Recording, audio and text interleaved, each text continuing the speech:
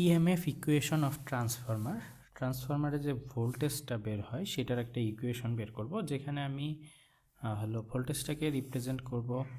এটা হলো টার্ন সংখ্যা, ট্রান্সফরমারের উইন্ডিংয়ের টার্ন সংখ্যা, দেন ফ্লাক্সের পরিমাণ এবং কোন ফ্রিকোয়েন্সিতে কাজ করতেছে এইটার উপর ডিপেন্ড করে। তো আমি আসলে দেখি আসলে কিভাবে ফ্লাক্সের পরিমাণ থেকে ভোল্টেজের পরিমাণটা বের করা যায়। তো এইটা হলো আমি বলছি যে এসি সাপ্লাই দিব, এসি পাওয়ার সাপ্লাই দিব। সো কারেন্ট যেটা, সেই কারেন্টটা কিন্তু এসি। সো এখান থেকে যে ফ্লাক্সটা পাবো সেই ফ্লাক্সটাও একটা সাইনোসয়েডাল এরকম আমি পাবো এসি। তো এইটা সেই ফ্লাক্সের কার্ভ, এটা ড্র করছি একটা সাইনোসয়েডাল। তো এখানে হলো ফাই এমটা হলো ম্যাক্সিমাম ভ্যালু, আর টোটাল এখানকার যে টাইম, এখানকার ডিউরেশন, এটাকে ধরেই টি। তাহলে এই যে এতটুকু অংশ, এইটা T/4 এটা লিখলাম আর কি। এখন আমি যে ভোল্টেজ ইএমএফ ইকুয়েশন, মানে কি ভোল্টেজ কতটুকু জেনারেশন হচ্ছে ফ্লাক্স থেকে, সেটা তো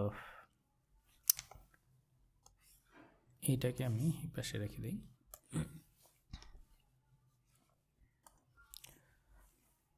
তো এখানে ভোল্টেজের পরিমাণটা ভি ইকুয়াল জানি d phi by d t. তো এখানে আমি যেভাবে বের করব সেটা হলো এখানকার যে চেঞ্জ, এখান থেকে চেঞ্জ হয়েছে, এখানে 0 ছিল, এখানে আমি ম্যাক্সিমাম পাইছি। তো এটা বের করব হলো ডিফারেন্সিয়েশন না করে যেভাবে করব সেটা হলো এভারেজ রেট অফ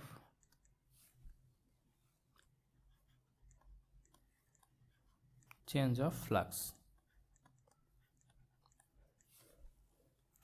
এইটার পরিমাণটা কত হবে, এই যদি এখান থেকে এখানে টাইমটা হলো T/4, টোটাল পিরিয়ড হলো T/4, আর এখানে চেঞ্জ হয়েছে 0 থেকে 5m পর্যন্ত। তো 5m মাইনাস 0, শুধু 5m লিখলাম, বাই T/4, এটা হলো এভারেজ চেঞ্জ। তো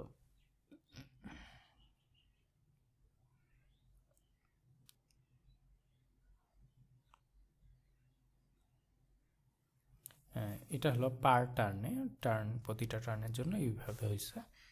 দেন এটাকে লেখা যায়,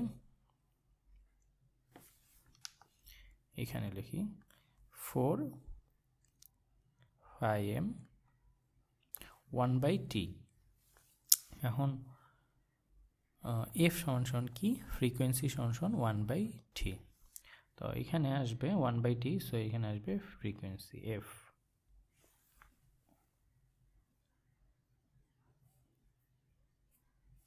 এটা হলো প্রতিটা টার্নের জন্য আমি এই চেঞ্জটা পাবো টার্ন।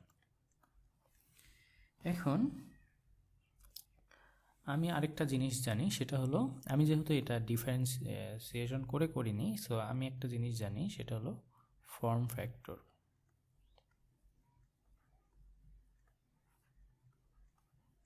বা এফ ইকুয়াল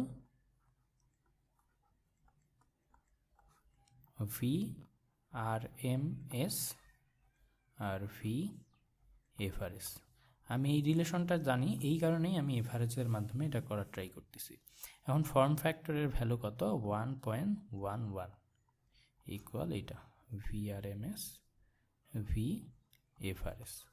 তো আমি ভি আর এম এস কি পাবো, ফর্ম ফ্যাক্টরের সাথে এটা গুণ করে পাবো, এই যে V R M S equal 1.11 V average. আমি এখানে কি পাইছি, এখানে পাইছি বা পেয়েছি, এখানে পেয়েছি হলো যে এভারেজ চেঞ্জ অফ ফ্লাক্স, এইটাই কি ভোল্টেজের পরিমাণ বা ইএমএস এর পরিমাণ। তাহলে এটা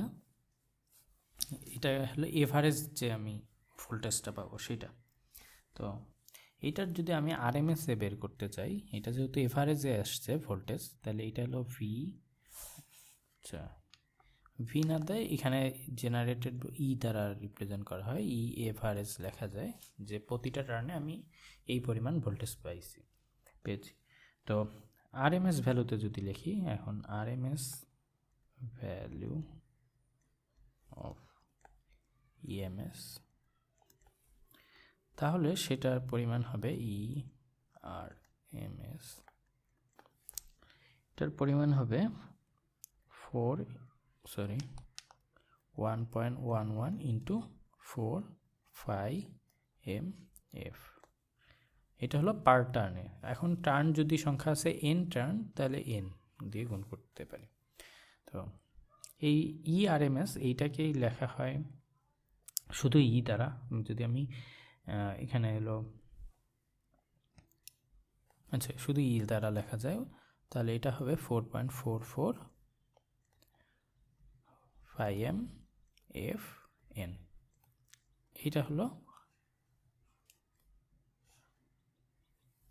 যেহেতু এসি তাই সবসময় এখানে ভ্যালুটা আরএমএসেই থাকে, তাই ডিরেক্ট লেখা যায়। তাহলে যে ইএমএফ ইকুয়েশনটা আমি ফাইনালি পাচ্ছি এইটা মনে রাখতে হবে।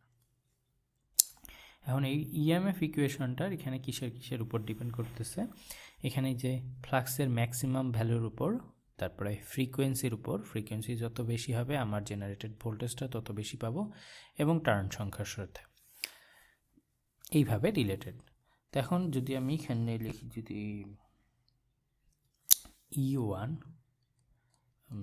মানে প্রাইমারিতে যে জেনারেটেড ভোল্টেজ, বা প্রাইমারি না সরি কয়েল 1-এ, সেক্ষেত্রে 4.44 5mFn1 এই টার্ন সংখ্যা। আর যদি E2 লিখি সেক্ষেত্রে হবে 4.44 5mFn2।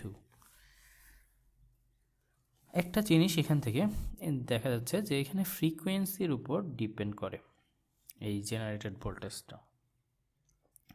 তো কোনো কারণে যদি ফ্রিকোয়েন্সিটা ড্রপ হয় ট্রান্সফরমারে বা পাওয়ার সিস্টেমে, যখন ফ্রিকোয়েন্সি ড্রপ হবে তখন আমার আগের মতো যদি ভোল্টেজ জেনারেট করতে চাই, সেক্ষেত্রে কি করতে হবে, আমার টার্ন সংখ্যা তো আমি চেঞ্জ করতে পারবো না, এখান থেকে আমি জাস্ট ফাইয়ের ভ্যালুটা বাড়াইতে পারি। এখন ফাইয়ের ভ্যালুটা বেড়ে গেলে সেক্ষেত্রে কি হবে, এটা যদি যেভাবে ট্রান্সফরমারগুলা তৈরি করা, ওইটা নির্দিষ্ট ফ্রিকোয়েন্সিতেই নির্দিষ্ট ফ্লাক্স তৈরিতে ওইভাবে ক্রিয়েট করা। এখন যদি ফ্রিকোয়েন্সি ড্রপ করে সেক্ষেত্রে আমার বেশি ফ্লাক্স, সেম পরিমাণ ইএমএফ জেনারেট করার জন্য বেশি পরিমাণ ফ্লাক্স ক্রিয়েট করতে হবে। এখন বেশি পরিমাণ ফ্লাক্স ক্রিয়েট করতে গেলে সেক্ষেত্রে কোর স্যাচুরেশন হয়ে যাইতে পারে। এই জন্য পাওয়ার সিস্টেমে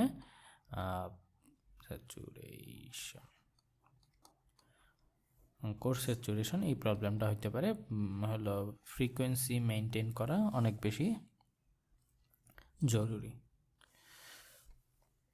তো এখন এরপরে এখান থেকে একটা ম্যাথ দেখব।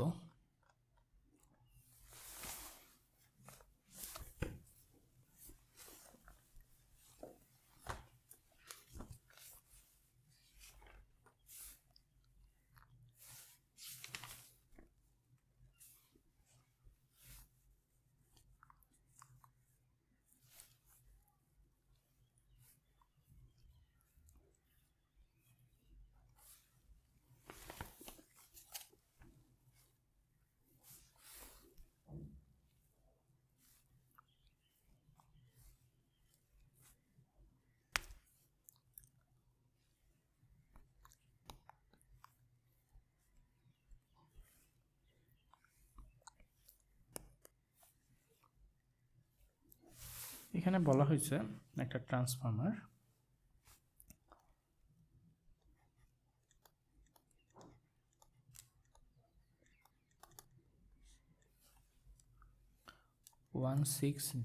kVA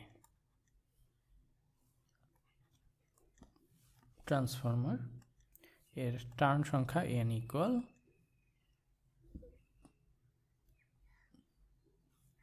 n1 প্রাইমারিতে 200 and ভোল্টেজ যের পরিমাণটা E1 equal to 220 volt and frequency is 60। এই কারণে যেই ট্রান্সফরমারগুলো 60 ফ্রিকোয়েন্সির জন্য করা, সেই ট্রান্সফরমার আমি 50 হার্টজ ফ্রিকোয়েন্সিতে পাওয়ার সিস্টেমে রান করতে পারি না। এটার একটা অ্যান্সার। এখন এখানে ফ্লাক্সের পরিমাণটা কত, m ম্যাক্সিমাম ফ্লাক্সটা নির্ণয় কর।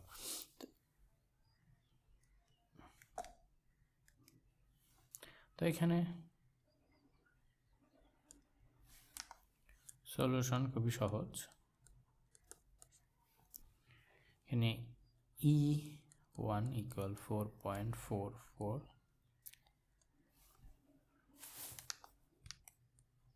5m Fn। সো এখানে 5m এর ভ্যালু কি হবে, জাস্ট ভ্যালুগুলো বসায় দেওয়া।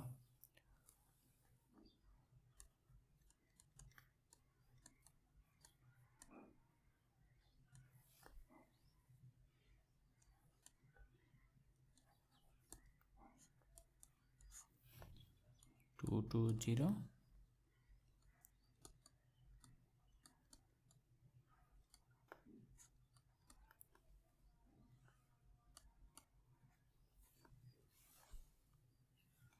এটা করলে পাই 4.13 মিলি ওয়েবার। ফ্লাক্সের একক হলো ওয়েবার, এটা ওয়েবারে আসবে, এটা অ্যান্সার।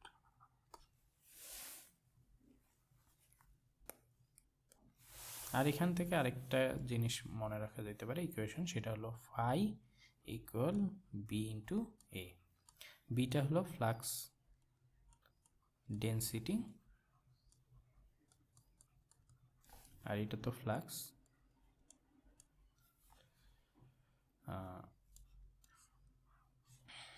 অথবা ফ্লাক্স ডেন্সিটি, এভাবে মনে রাখলে বেটার হয়। Flux density B equal phi flux by area.